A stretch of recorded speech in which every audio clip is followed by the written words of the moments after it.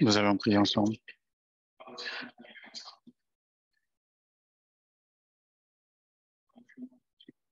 Dieu, notre Père, qui est saint et qui est miséricordieux, merci. Nous qui vivions sans aucune espérance, tu as eu pitié de nous et tu nous as sauvés par le sang précieux de Jésus. Et merci de nous avoir accordé cette espérance.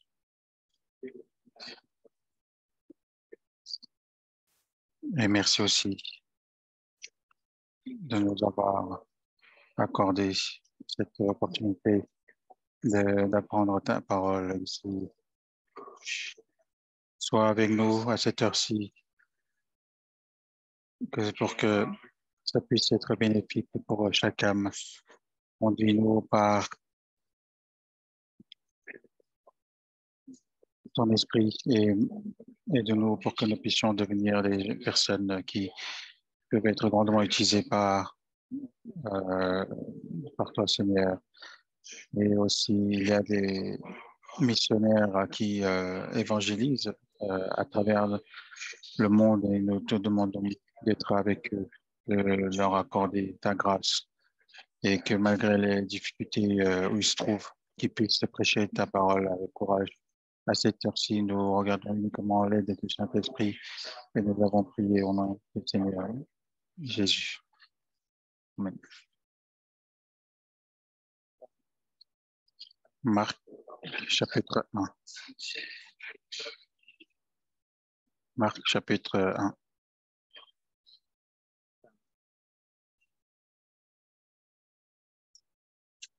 Marc, chapitre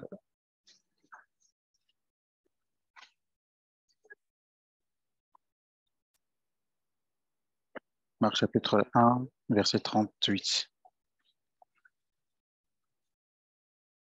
Si vous avez trouvé, on va lire ensemble. Il leur répondit, allons ailleurs dans les bourgades voisines afin que j'y prêche aussi, car c'est pour cela que je suis sorti.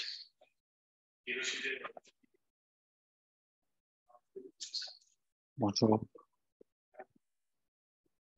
Cette semaine, le pasteur Chinongchel est dans la ville de Samchak pour l'évangéliser et le pasteur Oséil dans la ville de Yangyang. Et aussi, et à cette heure-ci, il y a le séminaire biblique des groupes des jeunes qui se déroule actuellement.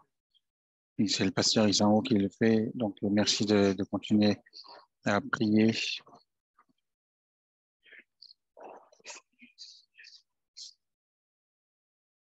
À travers la parole qu'on vient de lire aujourd'hui, comme j'espère que ça sera une heure où nous pouvons voir sur l'évangélisation, parce que lorsque Jésus s'est ressuscité et s'est montré à ses disciples, il a montré sa main et sa plaie et a montré, et a dit qu'il y aurait qu'il y aura la paix en eux. Mais il leur dit clairement que ce n'est pas parce qu'ils ont fait des choses, mais c'est par la grâce du Seigneur. Et comme le Père a envoyé, il va envoyer, il va les envoyer. C'est la raison pour laquelle Dieu a envoyé Jésus, c'est pour prêcher l'évangile et que nous aussi, nous avons été appelés pour prêcher cet évangile. Et du coup, c'est pour cela que j'aimerais que ce soit une heure où nous réfléchissions sur l'évangélisation. Dans Marc chapitre 16, il est dit justement aller dans le monde entier pour prêcher cet évangile. Et ça concerne l'évangile, prêcher l'évangile. Et dans Matthieu chapitre 28 aussi, il est écrit Allez, faites de toutes les nations des disciples et baptisant au nom du Père, du Fils et du Saint-Esprit. C'est aussi concerne l'évangélisation. Dans 1 Corinthiens chapitre 1, verset 21, car puisque le monde avec sa sagesse n'a point connu Dieu dans la sagesse de Dieu, il a plu à Dieu de sauver les croyants par la folie de la prédication. On parle ici aussi de prédication. Et à travers cette évangélisation, ce sont ces âmes qui sont destinées à aller en enfer sont sauvées. Donc, il faut revoir maintenant dans notre vie si l'évangélisation est correcte. On dit que notre époque est une époque phare de l'évangélisation, mais enfin de christianisme. Mais on dit, il y a 3 miracles de christianisme. Mais je pense que ça concerne surtout les personnes qui ne sont pas sauvées. Mais ce sont les 3 miracles, c'est quoi? Le premier, c'est ceux qui disent je crois en Jésus, mais qui ne lisent pas du tout la Bible. Ça, c'est un miracle. Et deuxièmement, ceux qui disent je crois en Jésus, mais ils ne prêchent pas l'évangile. Ils ne prêchent à personne. C'est un miracle aussi. Et troisièmement, malgré cela, ils disent qu'ils croient en Jésus et ils confessent comme quoi ils aiment Jésus.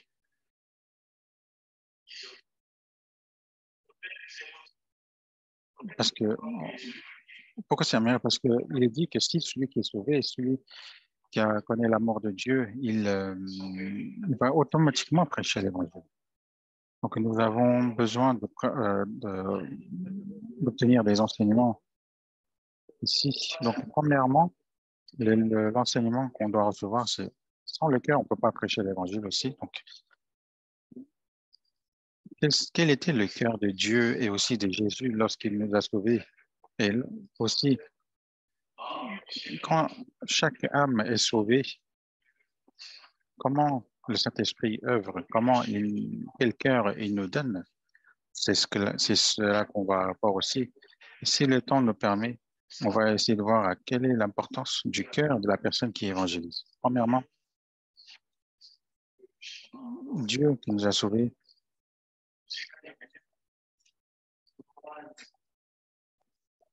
on va aller voir dans Osée, chapitre 11, pour voir quel était le plan du cœur et le cœur de Dieu lorsqu'il a planifié le salut des hommes. Osée, Osée chapitre 11, verset 8.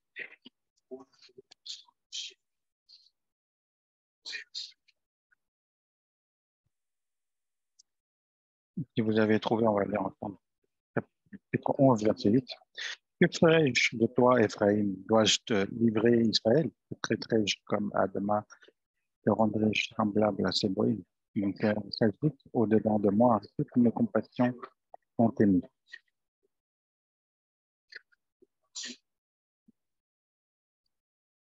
Le livre d'Osée, c'est une prophétie destinée à l'Israël, donc du Nord. Donc c'est aussi un avertissement avant le jugement. Mais ce message est destiné pour l'Israël, donc a été aussi appliqué dans la vie de ce prophète Osée. Osée s'est marié donc a pris comme femme une prostituée. Donc elle est impure. Elle a eu des enfants aussi, mais même après avoir des enfants, elle a commis encore des impuretés. Et qu'est-ce que cela signifie? Osée était son mari. Donc Dieu qui est le mari d'Israël. Donc, c'est ça comme image. Israël, qui devait être la femme de Dieu, bah, continuait à commettre des iniquités, des impuretés, comme la femme de Osée. C'est ça qui représente ici. À cause de leurs iniquités, Dieu ne pouvait pas ne pas les punir. Il les a avertis qu'il allait les juger, mais son cœur brûlait comme le feu. Il est dit ici, que ferai-je de toi, Ephraïm? Dois-je te livrer, Israël? Et traiterai-je comme Adma? Te rendrai-je semblable à Séboïm? Mon cœur s'agite au-dedans de moi. Donc, il les a avertis de ces jugements, mais il dit que son cœur agite au-dedans de lui, que son cœur agite en lui.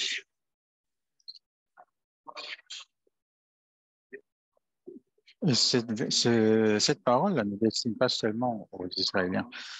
L'Israël, qu'est-ce qu'il représente aussi?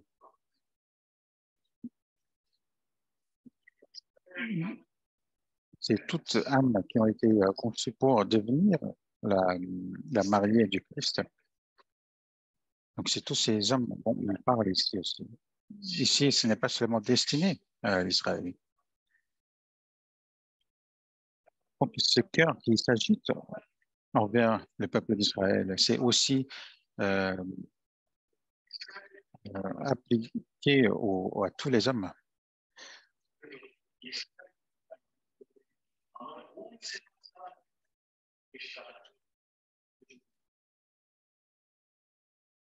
J'ai vu un article qui représente bien un cœur qui s'agite, qui brûle.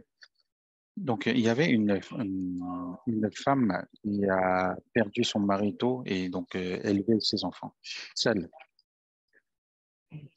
Donc, comme elle devait élever des enfants de bas âge, elle devait travailler donc la journée, donc elle rentrait tard.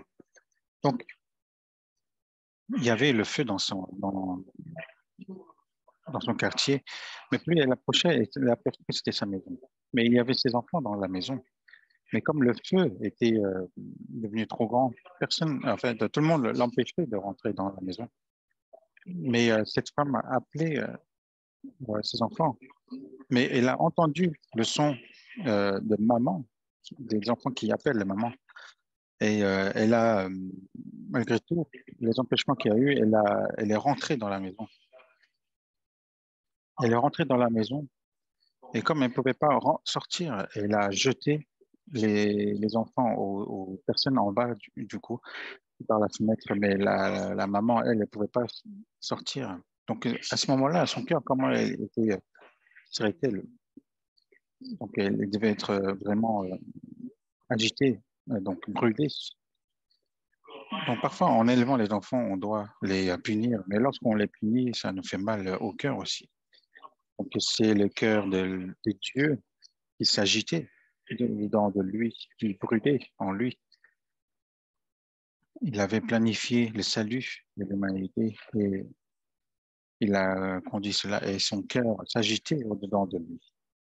C'est pour cela, si on lit dans Ésaïe chapitre 9, verset 6, car un enfant nous est né, un fils nous est donné, et la domination reposera sur son épaule. On l'appellera admirable, conseiller, Dieu puissant, Père éternel, prince de la paix. Le verset 6 parle de la première avènement et le 7, dans le verset 7, on parle du second avènement. Donc, on va aller voir ensemble Ésaïe chapitre 9, verset 6, on parle en français.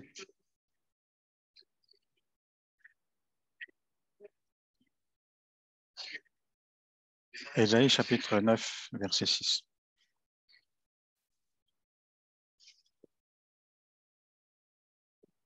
Donner à l'empire de l'accroissement et une paix sans fin au trône de David et à son royaume.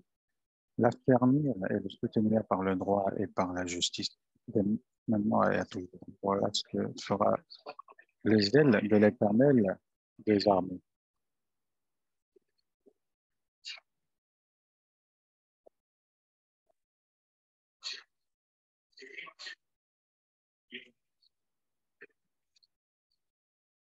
Il a dit que c'est les ailes de l'Éternel des armées, son cœur ardent qui accomplira cela. Et comme cette promesse, Jésus et le Messie est venu sur cette terre. Et le fait que Jésus est venu sur cette terre, c'est ce cœur qu'on ne voit pas de Dieu, mais c'est aussi pour montrer qui est vraiment Dieu. Il est venu sur cette terre en ayant cette chair.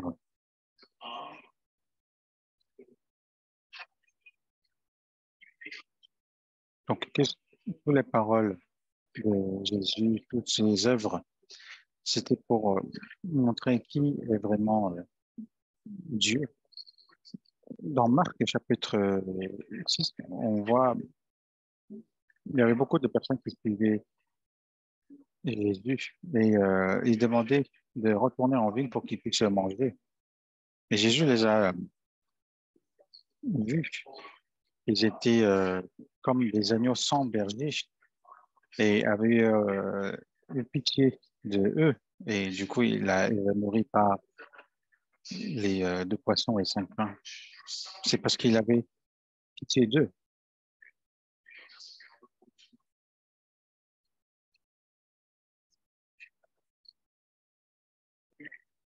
Il ne faut pas penser qu'il avait juste pitié parce qu'il avait poursuivi, mais parce qu'il savait très bien ce qu'ils allaient faire après. Parce que cette assemblée qui le poursuivait là maintenant, dans 3 ans, ils diront crucifiez-le sur la croix, tuez-le. Mais son cœur était bouleversé. Il avait ce cœur qui brûlait, qui avait pitié de ses âmes et qui leur a donné ce qu'elle qui leur a donné à nourrir. Et aussi, j'ai vu dans Jean chapitre 11, il a entendu Lazare qui a été, qui est mort. Il est parti chez lui. Marthe ne savait pas qui était vraiment Jésus. Parce que il disait que ah, si le Seigneur, tu étais venu avant sa mort, il serait en vie.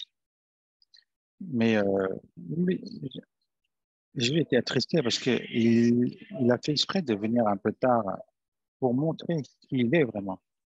Mais Martha, elle ne savait pas vraiment qui il était. Mais en voyant,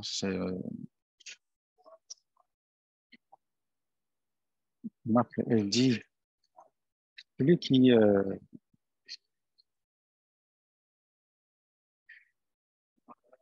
donc elle ne savait pas du tout qui il était vraiment.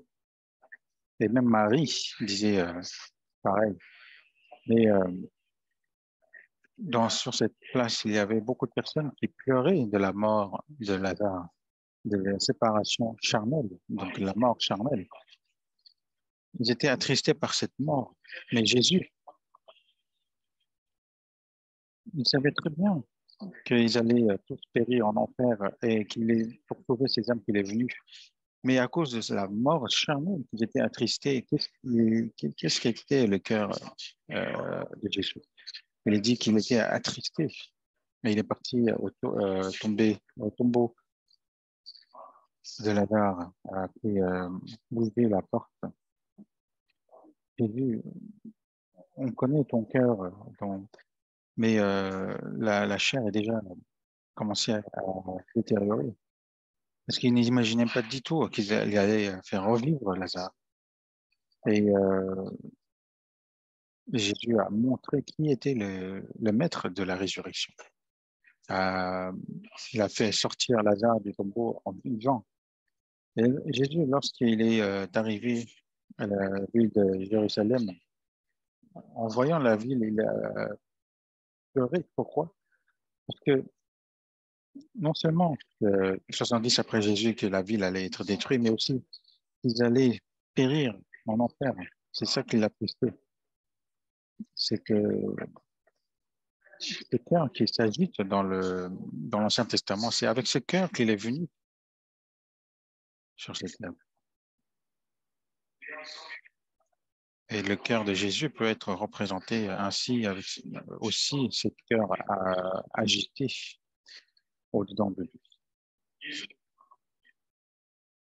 Même pour à ceux qui se moquaient de Jésus, Jésus leur a dit, a prié ainsi pour eux, a dit, ils ne savent pas ce qu'ils font, aie pitié de leur âme. C'est avec cet cœur qui s'agitait au-dedans de lui qui a accompli l'œuvre de sa vie.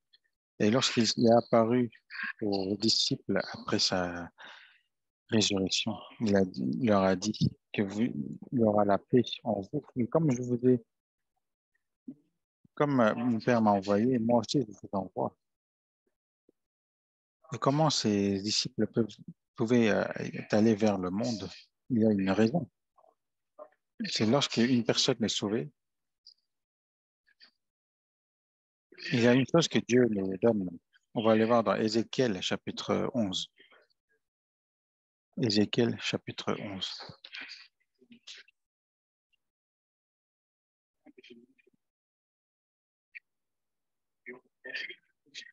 Versets 19 et 20.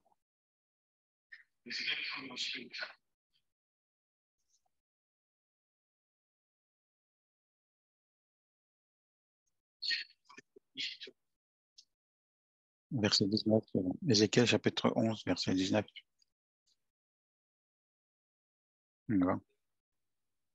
Je leur donnerai un même cœur, et je mettrai en vous un esprit de vous. Je ferai de leur cœur le cœur de pierre, et je leur donnerai un cœur de chair, afin qu'ils suivent mes ordonnances et qu'ils observent et pratiquent mes lois. Ils seront mon peuple et je serai leur Dieu.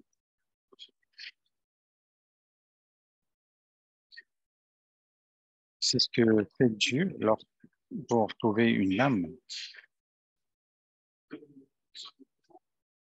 Il leur donnerait un même cœur. Quel cœur?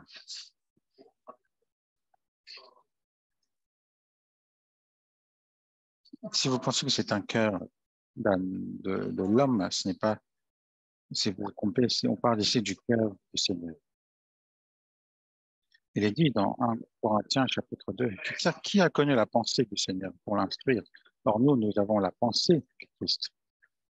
Qui peut connaître parfaitement le cœur et la pensée du Christ et qui pouvait prêcher son cœur? C'est ceux qui ont reçu le cœur du Seigneur, c'est les disciples. Donc, les saints qui sont sauvés, ils ont le même cœur qui est donné par l'Esprit. C'est la pensée du Seigneur, de Jésus.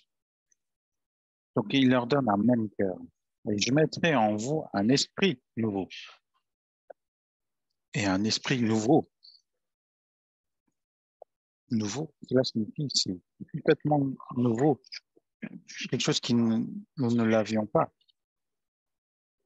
Lorsque le Saint-Esprit arrive à la nouvelle personne sauvée, il est dit à Pierre qu'il l'amène dans le nouveau œuvre. C'est celui qui a reçu l'Esprit qui sera changé. Donc, je mettrai en vous un esprit nouveau, j'ôterai de leur corps le cœur de pierre.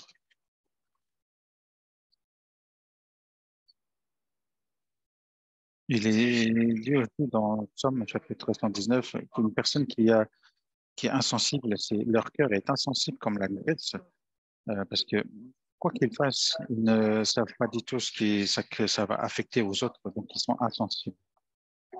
Euh, il y a une personne qui élève les porcs qui m'a dit que les porcs, en fait, ils ont beaucoup de graisse. Et du coup, quand ils ont des nouveaux-nés, en fait, il faut les sortir près d'elles parce que il se peut que les petits soient morts parce qu'ils sont écrasés, parce qu'ils sont insensibles à cause de la graisse qu'ils ont. Et la circoncision aussi, dans l'Ancien Testament, c'est fait par le corps, mais c'est dans le cœur qui doit être fait. C'est ce cœur insensible qui doit être euh, découpé pour avoir un cœur souple. Et une personne qui est sauvée agit sensiblement à travers toutes les paroles. C'est pourquoi? Parce qu'ils ont maintenant un cœur sensible. Et c'est quelque chose qui est donné par le Seigneur, c'est l'œuvre du Seigneur. Et je leur donnerai un cœur de chair afin qu'ils suivent mes ordonnances et qu'ils observent et pratiquent mes lois. Donc, eux qui ont reçu ce qui a été donné par le Seigneur, ils seront mon peuple et je serai leur Dieu. Et donc, une personne, lorsqu'il est sauvé, ce qui est surprenant, lorsqu'il est sauvé, ah, on pense automatiquement à ma famille, à mes amis. Pourquoi? Parce qu'on voit leur avenir. Dans Actes chapitre 2, comme il a été prophétisé dans Joël, à la fin des temps, que dans les derniers jours de Dieu, je répandrai mon esprit sur toute chair. Et vos filles prophétiseront. Quelle prophétie? Il y a des prophéties dans la Bible et décrites, et que les frères et sœurs, eux, ils prophétisent à travers ce qui est décrit dans la Bible. Ah, bientôt, il y aura la fin de toutes choses. Il y aura l'enfer. Ils prophétisent de cela. Parce qu'ils voient l'avenir, donc ils prophétisent automatiquement. Pourquoi? Parce que ils ont pitié ces âmes. Ils ont le cœur, la pensée du Christ. Ah, qu'est-ce qu'on va faire de la famille? Qu'est-ce qu'on va faire de mes amis? La dernière fois, pendant la retraite d'été, un jeune a été sauvé et automatiquement, en retournant chez lui, il a pensé à sa famille. Alors qu'il vient d'être sauvé, lui a dit qu'il fallait évangéliser ses parents. C'est lui-même qui l'a ressenti, cela. C'est pour ça qu'il est dit, crois en Jésus-Christ et que ta famille sera sauvée.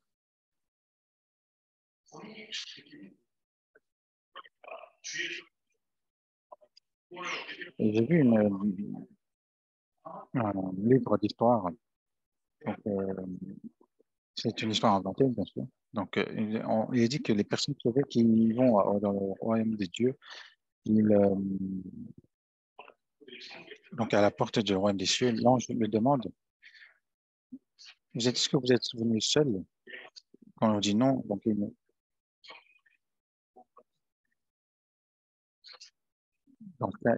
conduit vers le royaume des cieux.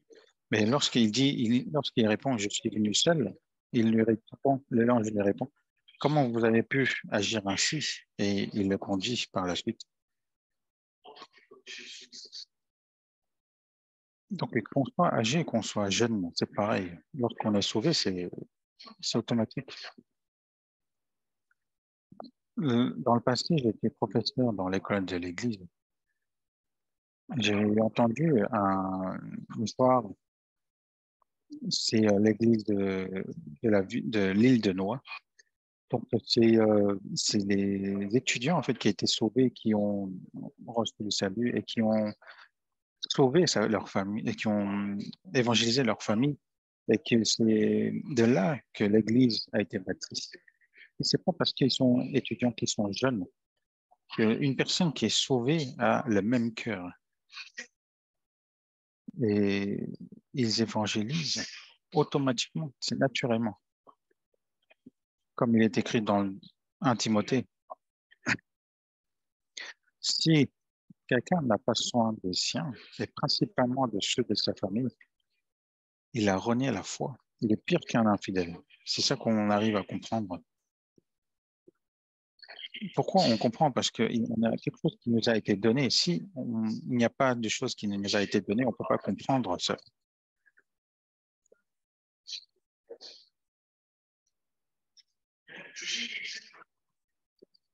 Et dans Luc chapitre 10, on voit les paraboles du bon samaritain. Et j'aimerais vous parler de ceci. Dans Luc chapitre 10, verset 31, on voit un sacrificateur qui, par hasard, descendait de la même chemin et on vu cet homme. Mais qu'est-ce qu'il a fait? Il passa outre. Alors que c'était un sacrificateur. Il a passé outre de cet homme.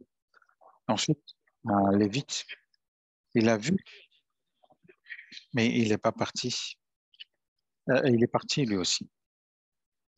Mais dans le verset 33, donc le Samaritain qui voyageait, donc c'est Jésus qui est comparé ici comme un Samaritain, fut ému de compassion lorsqu'il le vit. Il approcha, banda ses plaies, il versa de l'huile du vin et le mit. Il le conduisit à une hôtellerie. On va voir cela donc, dans Luc chapitre 10. Luc chapitre 10.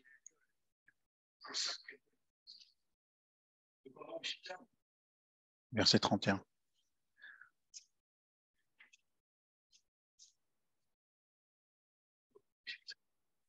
Luc chapitre 10, verset 31. Je vais vous lire. Un sacrificateur qui par hasard descendait par le long chemin, ayant vu cet homme passa outre. C'est un sacrificateur, un dirigeant dans la religion. Mais il passa outre. Et dans le verset 32, un lévite y arriva dans ce lieu. L'ayant vu, passa outre. Un lévite signifie une personne qui est fidèle dans la foi. Mais il a passé outre. Mais un Samaritain, Jésus qui a été comparé ici à un Samaritain, qu'est-ce qu'il a fait? Verset 33-34. Mais un Samaritain qui voyageait, étant vu là, fut ému de compassion lorsqu'il est vu. Il s'approcha et banda ses plaies en y versant de l'huile et du vin. Puis il le mit sur sa propre monture, le conduisit à une hôtellerie et prit soin de lui. Le Samaritain, il était ému de compassion lorsqu'il le vit. Et nous aussi, nous ne sommes pas ceux qui méritent de recevoir les grâces, mais c'est Jésus qui a eu pitié de nous. Et une personne qui a reçu la compassion aura aussi, pour avoir aussi cette compassion envers les autres.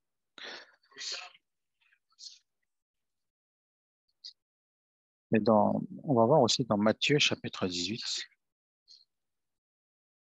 qui est un chrétien. Matthieu chapitre 18.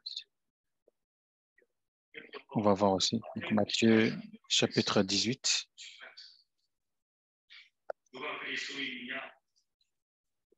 Versets 32 et 33. Alors le maître fit appeler ce serviteur et lui dit, méchant serviteur, je t'avais remis en entier ta dette parce que tu m'en avais supplié. Ne devais-tu pas aussi avoir pitié de ton compagnon comme j'ai eu pitié de toi?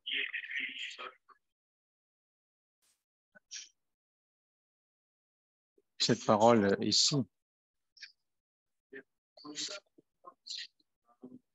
euh, Pierre avait demandé à Jésus, lorsque un frère a commis un frère, jusqu'à combien il faut pardonner? Et Jésus, après avoir répondu qu'il faut pardonner cette fois de 7, mais ensuite il a parlé de cette parabole. Une personne qui a été endettée de plus de 10 000 talents, c'est un montant qui n'est pas du tout convertible au montant d'aujourd'hui. C'est vraiment une somme énorme. Personne ne peut le rembourser, ce montant. Donc c'est en fait, c'est le maître, c'est le roi. Comme il ne pouvait plus le rembourser, donc il a dit, il a eu pitié de lui. Il a, il a remis justement en entier sa dette. Et celui qui a été donc remis de ses dettes a vu celui qui était endetté envers lui. Mais il pressait pour qu'il le rembourse. Mais alors qu'en plus tout de suite, et comme il ne pouvait pas, ben, il l'a emprisonné. Et une personne l'a vu, cela, l'a entendu, et il a parlé au roi. Ah, une personne qui a été endettée de 10 000 talents à toi, il a agi ainsi, il l'a ramené vers le roi. Et ensuite, il lui a dit, alors le maître qui appelait ses serviteurs et lui dit, méchant serviteur, je t'avais remis en entier ta dette parce que tu m'en avais supplié. Ne devais-tu pas aussi avoir pitié de ton compagnon comme j'ai eu pitié de toi?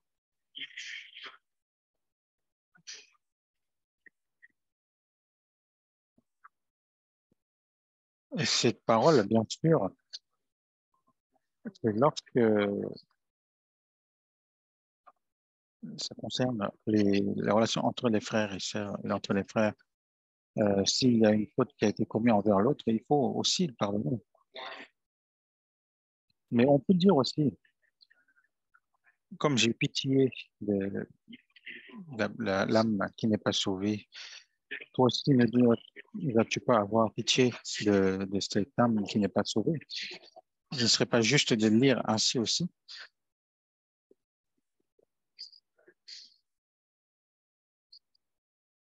même si on vous met la pression sur l'évangélisation, mais ce n'est pas ça qui va vous accomplir. C'est parce qu'il faut avoir cette cœur avant tout pour pouvoir évangéliser. Donc, un cœur de compassion, c'est une personne qui a ce cœur de compassion qui arrive à bien évangéliser. Dans un roi, chapitre 3, on peut voir à quel point Salomon était sage. C'est par rapport à un jugement, comme vous connaissez tous. Donc, ce jugement, c'est quoi? Donc, Salomon était devenu roi et Dieu l'avait demandé de lui demander ce qu'il voulait vraiment. Et il avait vraiment beaucoup réfléchi. Il a répondu à Dieu, comment je peux diriger tous ces peuples? Donne-moi la sagesse nécessaire pour bien diriger ce peuple. Et ça correspondait parfaitement au cœur de Dieu. Et non seulement il lui a donné la sagesse, il lui a donné aussi la richesse et la renommée. Et on voit ici un jugement qui montre un peu quelle était la sagesse de Salomon. Donc, il y avait deux femmes, donc c'était deux prostituées. Donc, elles avaient tous les deux des nouveau-nés. Mais un soir, l'enfant d'une mère meurt. Mais cette mère où son fils est mort, il a échangé leur enfant. Mais une personne qui a élevé l'enfant, vous, vous comprendrez tout de suite vous savez tout de suite que si c'est vraiment mon enfant ou non. Mais donc l'autre mère a vu que c'était pas son enfant, donc il a commencé à discuter avec elle. Donc ils sont allés jusqu'à euh, Salomon. Mais maintenant, de nos jours, on peut découvrir par les tests ADN, etc. Mais à cette époque, il n'y avait pas tout ça. Donc Salomon, en écoutant leur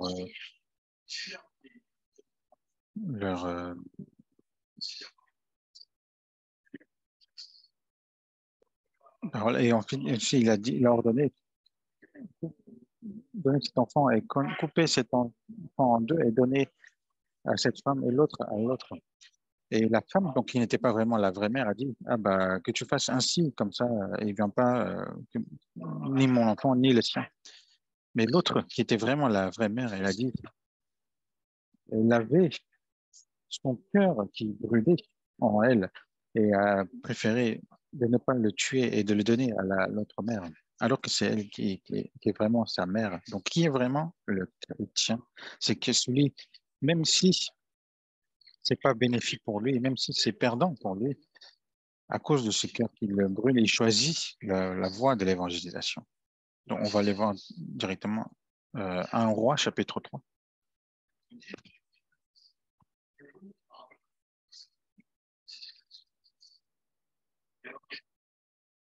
1 Roi, chapitre 3,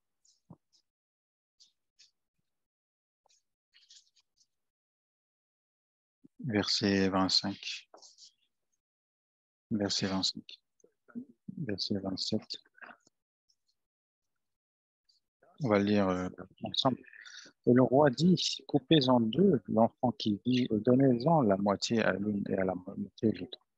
Alors la femme dont le fils était vivant sentit ses entrailles s'émouvoir pour son fils et elle dit au roi, ah mon Seigneur, donnez-lui l'enfant qui vit et ne le faites point mourir.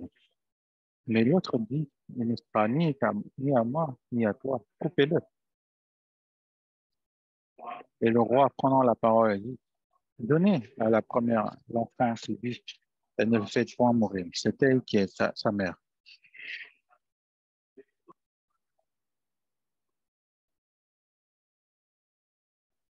Par ce jugement psychologique, il a découvert qui était vraiment la mère de l'enfant, celle qui a choisi de laisser en vie l'enfant qui était la vraie mère.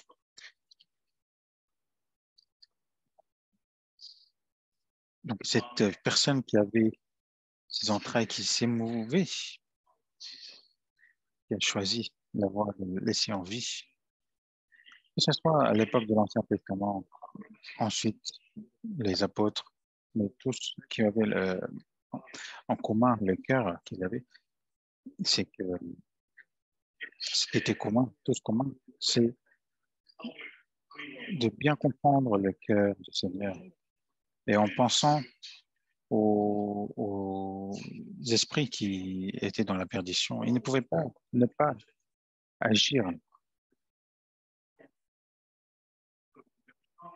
En tant que chrétien sauvé, on ne pouvait pas ne pas parler de ce qu'on sait. Mais souvent, dans le premier jour du séminaire biblique, que ce soit à la retraite ou non, on dit souvent qu'on ne pouvait ne pas le dire. Notre évangélisation, c'est quelque chose qu'on ne peut pas ne pas le dire. Pourquoi? Parce que nos, nos cœurs brûlent en lui. On va aller voir dans Jérémie chapitre 20. Et Jérémie chapitre 20, versets 8 et 9.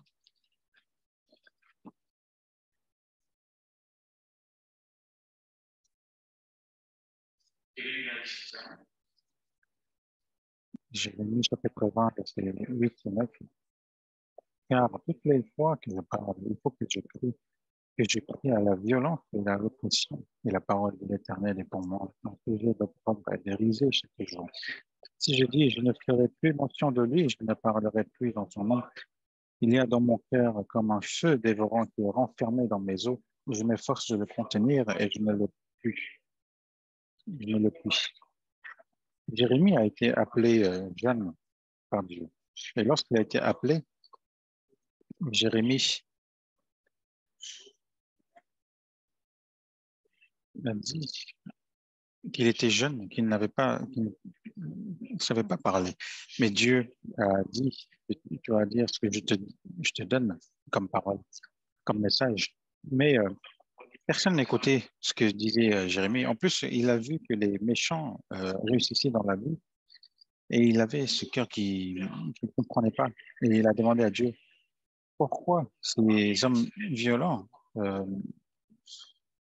vivent paisiblement?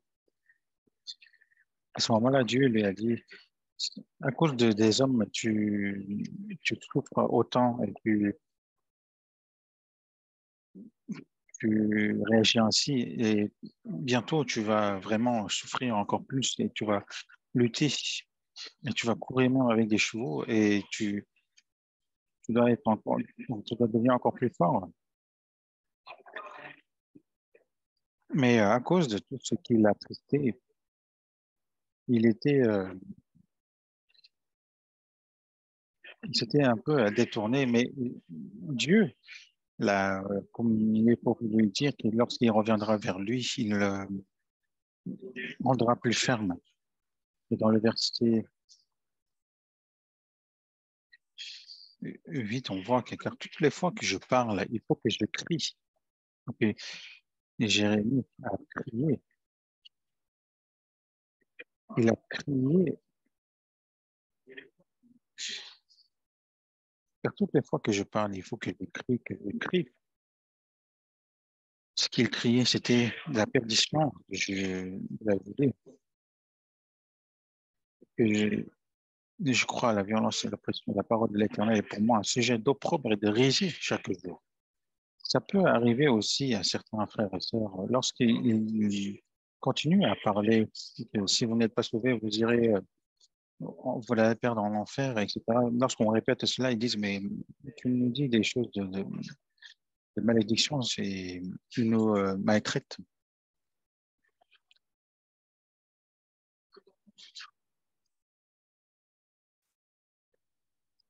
Donc, c'était un sujet d'opprobre et de risée chaque jour. Mais Et il dit, Jérémie dit, si je dis, je ne ferai plus mention de lui, je ne parlerai plus en son nom. Mais il y a dans mon cœur comme un feu dévorant qui est renfermé dans mes os. Je ne sais pas que le contenir et je ne le peux.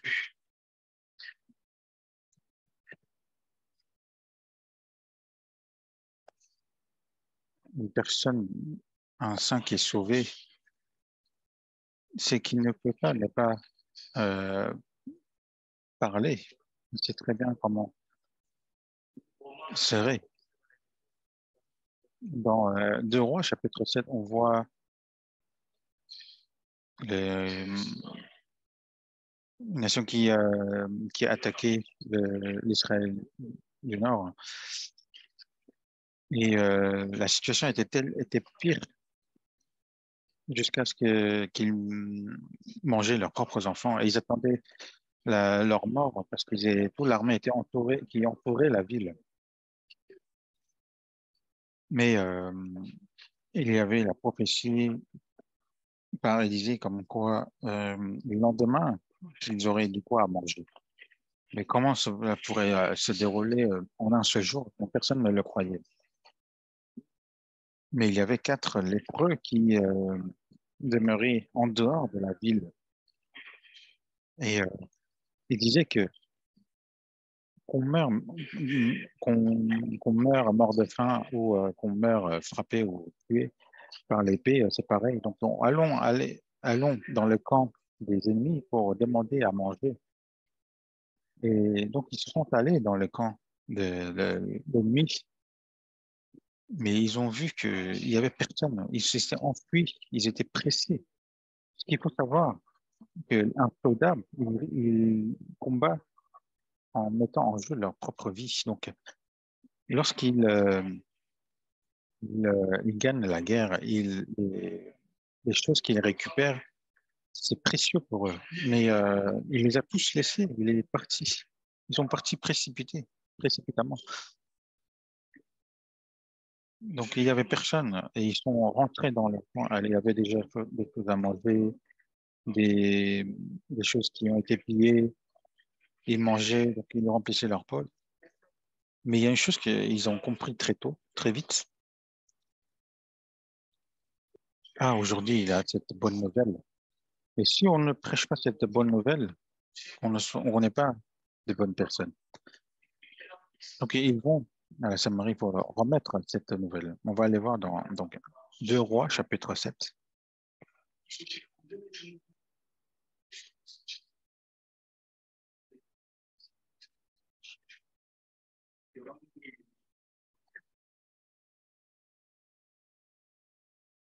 2 Rois, chapitre 7, verset 9.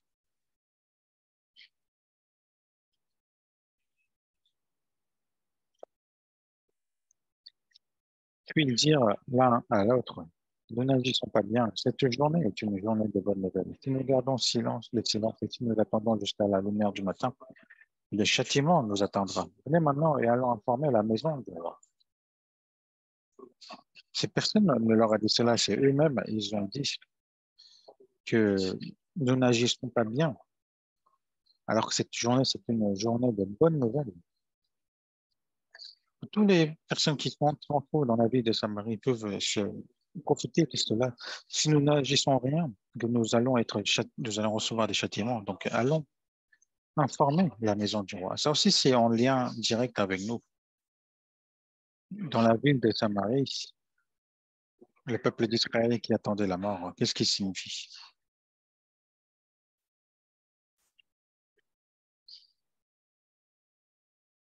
Il parle de toutes ces âmes qui sont destinées à mourir, à périr en enfer à cause de leur péché. Dieu a chassé l'armée en une journée. Donc, c'est lui qui a fait agir. C'est l'évangile donc, on représente ici. Et les 4 lépreux qui ont vu cela, c'est ceux qui ont été sauvés en premier. Donc, cette bonne nouvelle qu'ils ont vue, ils ne pouvaient pas ne pas le parler. Donc, ils sont maintenant partis les informer à la ville de Samarie et que cette ville a été remplie maintenant de nourriture et ils pouvaient maintenant vivre, survivre. C'est pareil, les saints qui sont sauvés ne pouvaient pas ne pas parler, ne rien dire. Et avant l'ascension du Seigneur, il leur a demandé d'attendre le Saint-Esprit. Et lorsqu'il aura le Saint-Esprit,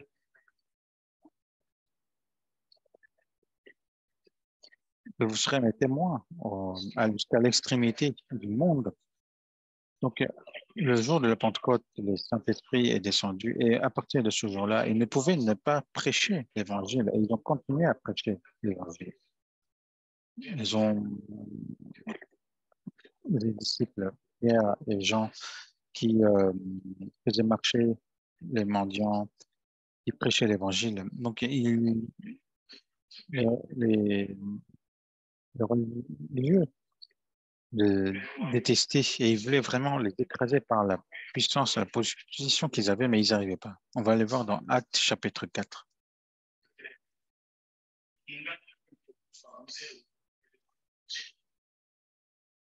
Actes chapitre 4.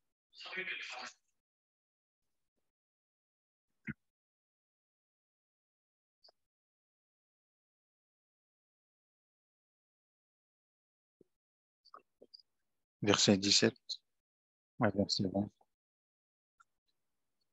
Mais afin que la chose ne se répande pas davantage parmi le peuple, défendons-leur avec menace de parler désormais à qui que ce soit en ce moment-là.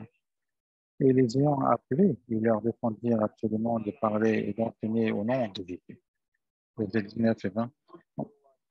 Pierre et Jean leur répondirent, jugez s'il est juste devant Dieu de vous obéir plutôt qu'à Dieu.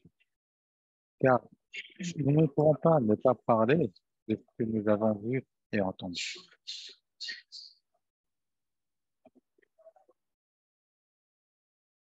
Donc, ce Pierre et Jean, il dit avant, donc il parlait en étant rempli du Saint-Esprit.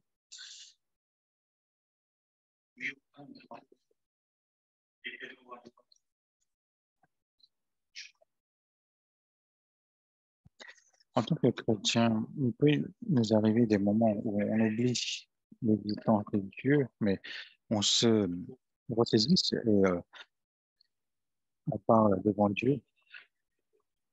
Donc, je laisse les justes devant Dieu de vous obéir plutôt qu'à Dieu. Un chrétien sauvé, il juge de ce qui est juste.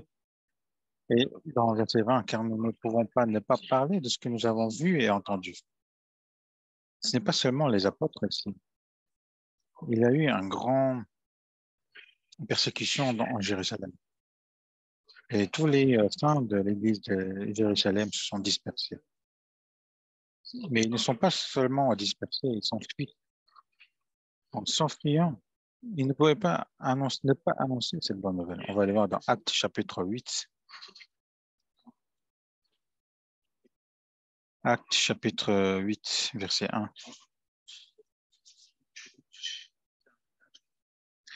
Actes chapitre 8, verset 1. Saoul avait approuvé le meurtre d'Étienne. Il y eut ce jour-là une grande persécution contre l'église de Jérusalem. Et tous, excepté les apôtres, étaient dispersés dans les contrées de la Judée et de la Samarie. Verset 4. Ceux qui avaient été dispersés allaient de lieu en lieu, annonçant la bonne nouvelle de la parole. Ils ne sont pas pleins, mais en tant que personnes qui s'enfuient, comment on va parler cette nouvelle? Non, ils n'ont pas hésité à parler de cette bonne nouvelle, même lorsqu'ils étaient dispersés. Ils ne pouvaient pas ne pas annoncer cette bonne nouvelle, donc ils ne pouvaient pas ne pas parler. C'est pour ça qu'on est amené à l'évangélisation. Mais pourquoi on a pitié d'eux? C'est parce qu'on a cet enfer, cet enfer qui était réservé pour le diable et Satan et aussi ses servants. C'est à cause de cela qu'on ne peut pas ne pas parler. Et aussi dans Luc chapitre 16, on voit l'homme riche et Lazare. L'homme riche, à quel point il est riche. Il a des habits de couleur et chaque jour, il vivait en organisant des fêtes. Donc, il avait l'argent, la puissance, la renommée. Mais cet homme est mort. Mais lorsqu'il est mort, il est tombé dans le séjour des morts. Le séjour des morts, c'est un endroit temporaire avant d'aller en enfer. C'est comme une prison avant d'aller en enfer. Donc, ils sont dans cette salle d'attente où ils souffrent. Donc, il n'est pas sauvé. Donc, cet homme n'est pas sauvé. Il est tombé dans la séjour des morts. Mais il y a une chose qu'il voulait absolument dans ces souffrances. Il appelait Père Abraham. Envoie Lazare et donne-moi, même si c'est peu, une petite consolation, une goutte d'eau. Mais Abraham a refusé en lui disant que lorsque tu étais en vie, tu as eu tout ce que tu voulais. Et c'est lorsqu'on est en vie que la décision est faite, parce que c'est la décision de ses choix qui a été faite. Il ne supportait pas d'intérêt pour son esprit. Donc, il est tombé dans le séjour des morts. Et il a compris que cet endroit, il n'avait point de repos, n'avait point de consolation. Et il a crié à Abraham. Qu'est-ce qu'il a crié à Abraham? Luc chapitre 16.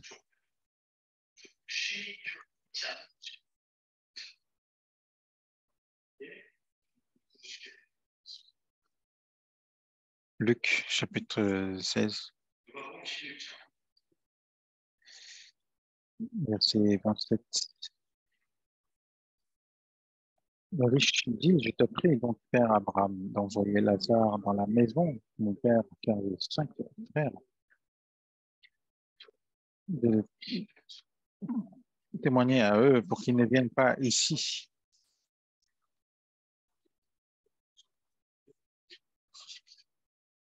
On peut dire que c'était son cri ardent envers Abraham. Je pense qu'il avait crié vraiment de toutes ses forces. Il a 5 frères. Ils vivent tous comme moi. Ils ne savent pas du tout l'existence de ce genre d'endroit. Envoie Lazare pour les prêcher l'évangile.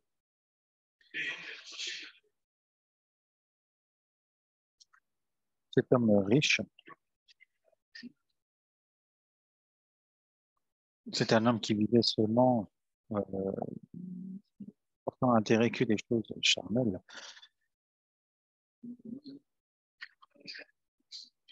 Il voulait,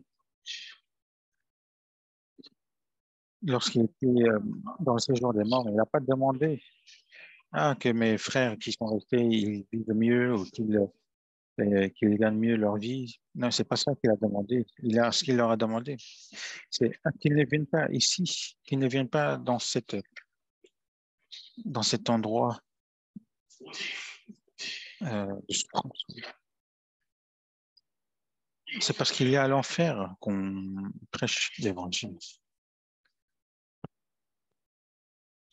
Même en tombant dans le séjour des morts, regardez le riche qui demande que ses 5 frères qui soient sauvés. À quel point il était sincère ici. Mais nous qui savons qu'il y a l'enfer, qu'il y a euh, le jugement éternel de l'enfer, on ne peut pas ne pas parler. Dans de Timothée, on a parlé de la fin des temps, qu'il y aura un temps où ils seront insensibles, que les chrétiens, s'ils deviennent aussi insensibles comme ceux qui vivent à cette période, ce ne serait pas juste. Il est dit dans Matthieu que comment nous pouvons comparer cette génération. Même si on chante la flûte, ils ne bougent pas, ils ne dansent pas. Même si on dit, ah, il y a l'enfer, il y a le royaume des cieux, et il y a le salut, ils ne sont pas touchés, ils sont insensibles.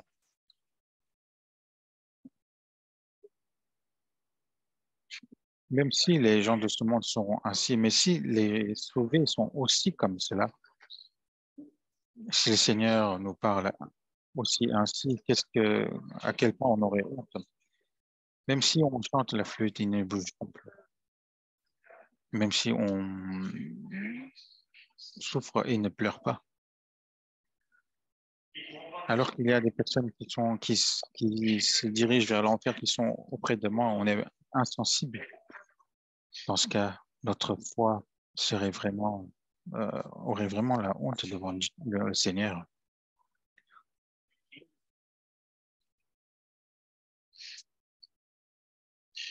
Et surtout particulièrement dans les années 1800, il y avait beaucoup de missionnaires qui sont venus dans notre pays, dans ce pays de l'époque de Johnson. Donc, j'ai vu comment ils ont prêché l'évangile.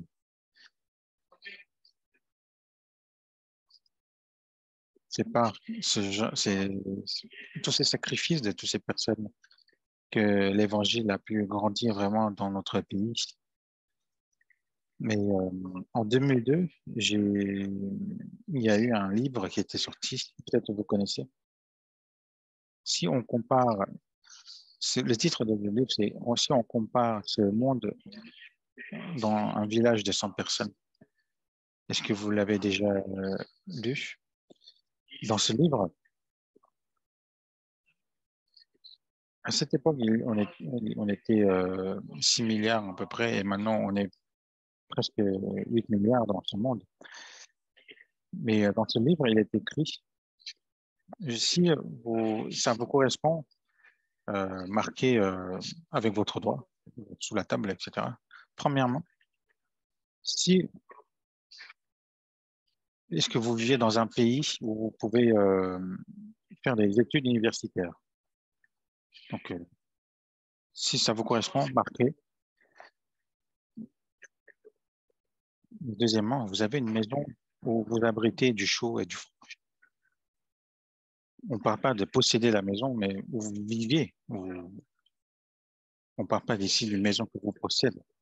Et troisièmement, vous avez un moyen de transport comme la voiture. Et quatrièmement, vous possédez un ordinateur où vous pouvez surfer sur Internet.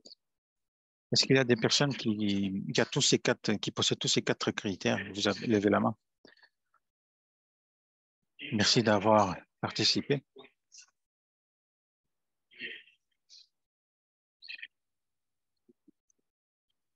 Si on compare ce monde à un village de 100 personnes, ça serait seulement 5 personnes qui pouvaient lever la main, qui possèdent toutes ces choses. Mais le problème, c'est à quelle satisfaction qu'ils ont, ces 5 personnes. Pourquoi Dieu nous a donné cette abondance?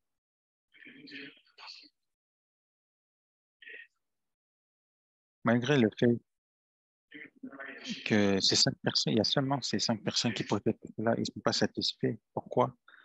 Parce que à cause en fait, c'est la pauvreté en comparaison, en fait, qu'ils ont. C'est-à-dire que moi, je ne possède pas et que l'autre possède. C'est à cause de ce manque qu'on n'est pas satisfait. Et à cause de cela, qu'est-ce qui se passe? Pour obtenir ce que moi, je ne possède pas, je consacre tous mes temps. Par exemple, une personne qui vit dans un petit studio, pour obtenir une maison avec 2 chambres, il consacre tous ses temps. Une personne qui vivait dans une maison avec une seule toilette, et pour déménager vers une maison où il y a 2 toilettes, il va tout donner, il faut consacrer tout son temps. En fait, c'est le cas de toutes ces personnes dans ce monde qui vivent ainsi. Mais le problème, c'est comment ils sont maintenant les chrétiens. Cette mission qui est si précieuse qui nous a été donnée et tout ce que nous possédons aussi, à cause de cette manque qu'on a pour remplir, si on consacre tout notre temps pour remplir les choses charnelles. Dans ce cas, nous serons amenés à se demander pourquoi Dieu nous a donné cette abondance. Dieu nous a donné forcément cette abondance pour qu'on partage, pas pour qu'on le garde, pour qu'on l'attrape. L'abondance qu'il nous a donnée, c'est pour partager.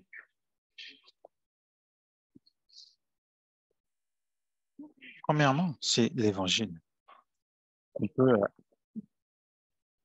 partager.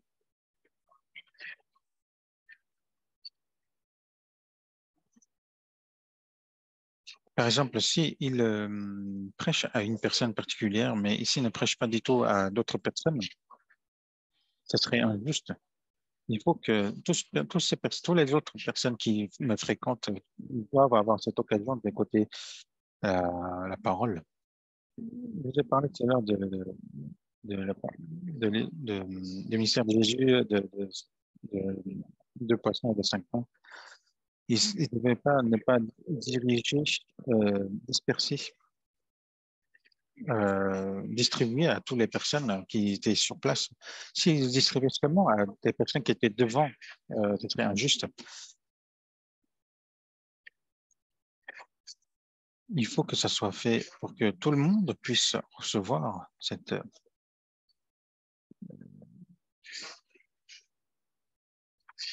bénédiction.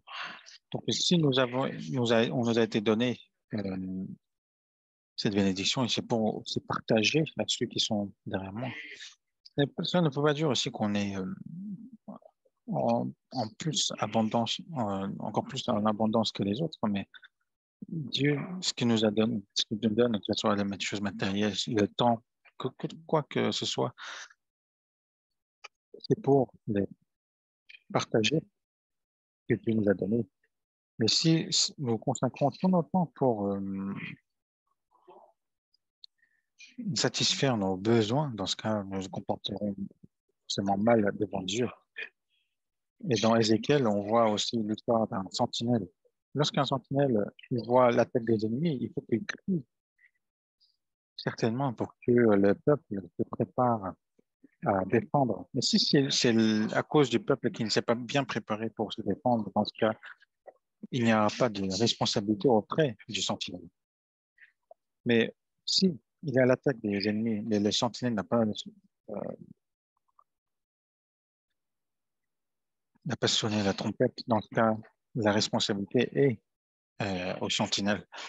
Nous aussi, nous sommes la sentinelle de nos jours. Nous avons cette trompette de salut à souffler, mais nous avons ce devoir. Dans Genèse, chapitre 4, on voit la confession de Caïn, et en fait, j'ai reçu une leçon. On va voir ensemble Genèse, chapitre 4.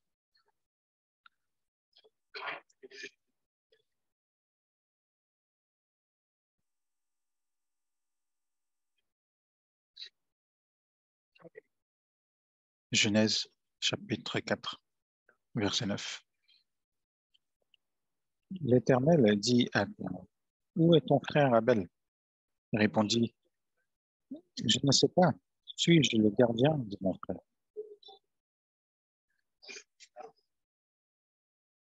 Caïn a tué Abel. Et Dieu lui a demandé où il est. Ah, moi, je ne sais pas.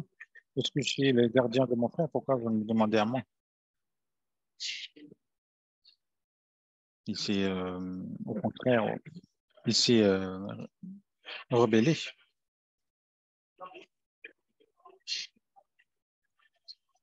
Mais j'ai vu ici mon aspect de moi aussi, parce que il faut prêcher l'évangile à tous ceux qui sont en contact avec moi. Et je ne peux pas, mais je ne prêche pas à tout le monde. Et je dis, ah, je ne le connais pas, je ne sais pas pourquoi tu me demandes à moi. J'ai l'impression justement de répondre ainsi.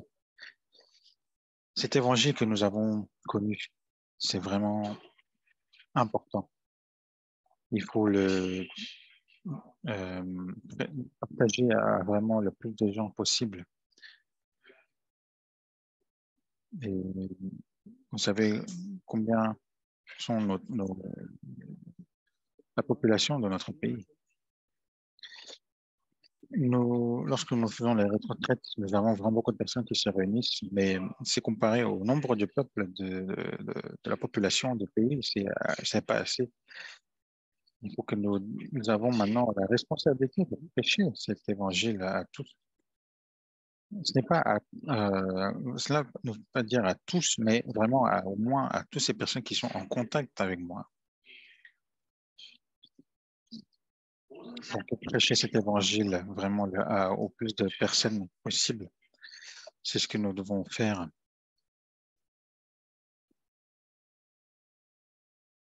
Et nous allons parler de la responsabilité en tant que de chrétien. Après avoir prêché la parole, on va parler une prochaine fois. On va terminer par la prière. Dieu, notre Père qui nous aime, merci. Tu nous as appelés d'abord à l'évangile. Tu nous as souhaité d'autres fruits qui soient portés et nous avons réfléchi sur ce point-là. Et que notre évangélisation ne soit pas faite par la pression, mais que c'est par le cœur, que ce soit fait par le cœur que tu nous as donné. Et nous te demandons de nous accorder plus d'évangélisation à travers cela. Et nous avons bientôt aussi un séminaire biblique qui est prévu en automne.